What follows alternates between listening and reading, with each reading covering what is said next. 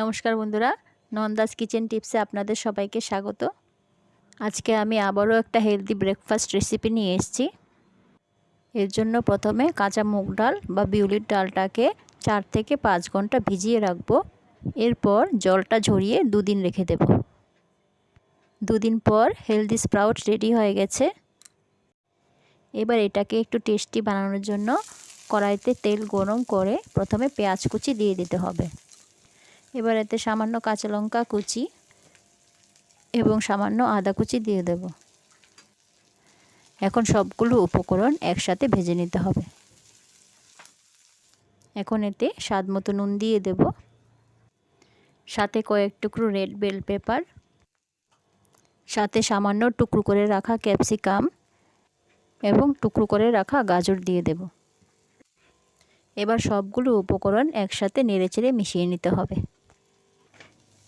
রেসিপিটা খুবই হেলদি এবং সাথে খুবই কালারফুল। যারা ডায়েট ফলো করছেন তাদের জন্য এই রেসিপিটা খুবই ভালো। কথা বলতে বলতে সবজিগুলো ভাজা ভাজা হয়ে গেছে। এখন এটা সিজনিংয়ের পালা। এখানে সামান্য সয়া সস, সামান্য চিলি সস, এরপর টমেটো সস এবং 2 চামচ পরিমাণ মতো টক দই দিয়ে দেব। এবারে ভাজা সবজিগুলো সসের সাথে সিজনিং করে নেব।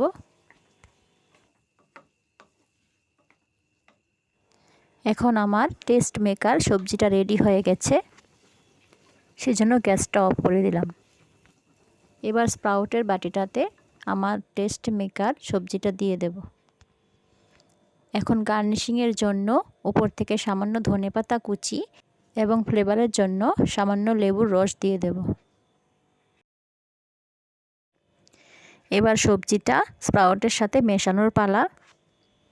আমি 2টো কাঁটা চামচ দিয়ে মিশিয়ে নিচ্ছি। মশলা মেশানোর যুদ্ধে আমি জয়ী হয়েছি, যুদ্ধ শেষ। এখন টেস্ট করার পালা।